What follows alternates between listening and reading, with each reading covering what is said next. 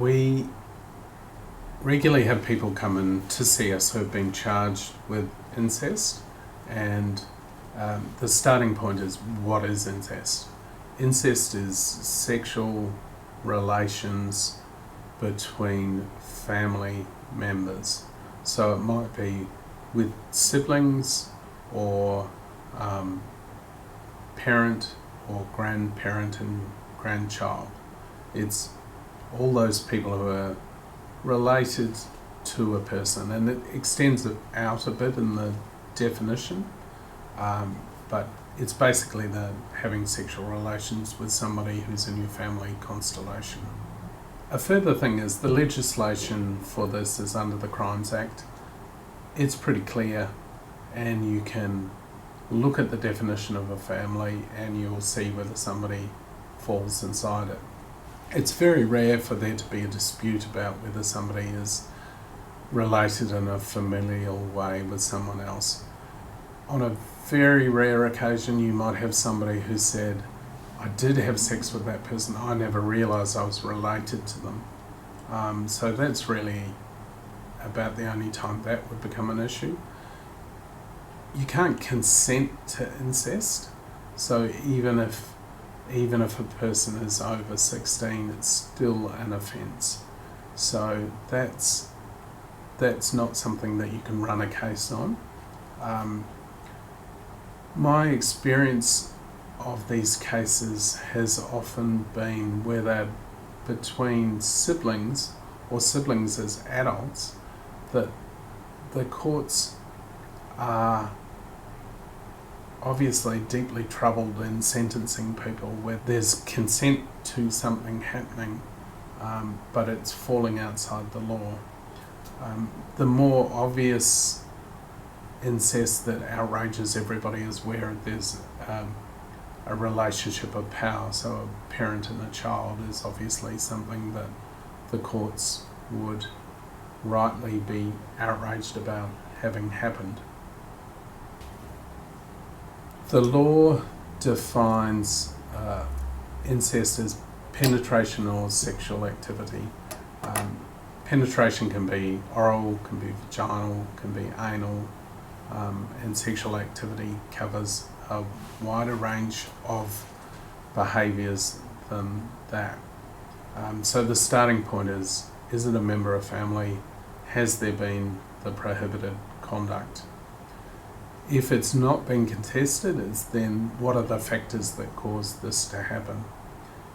And that attributing of factors or seriousness of an offence is the only way that something can be dealt with. You have to make a judgment. Is this a really serious example of this offence? Or is this a less serious example of the offence?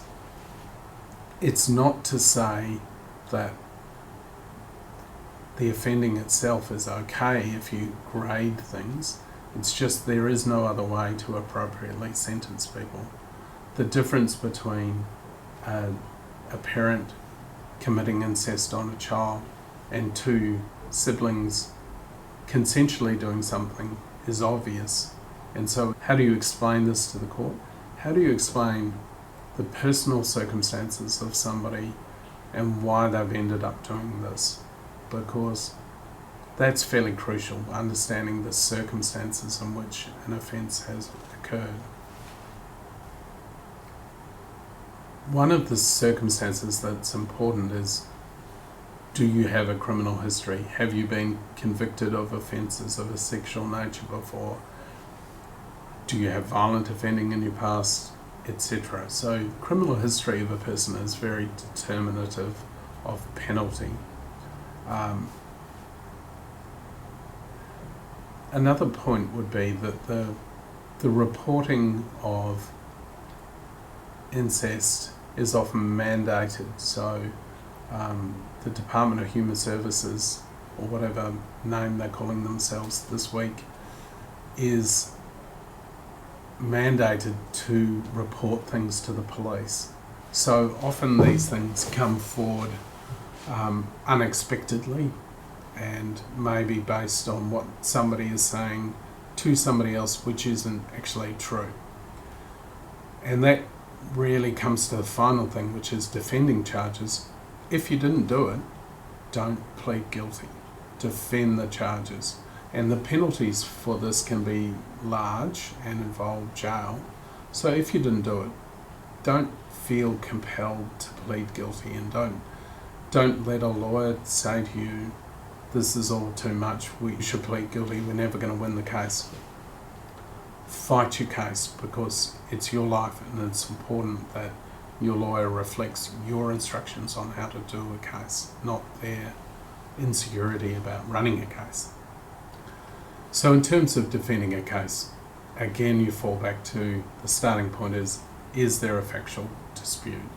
And that is, you don't agree that it happened.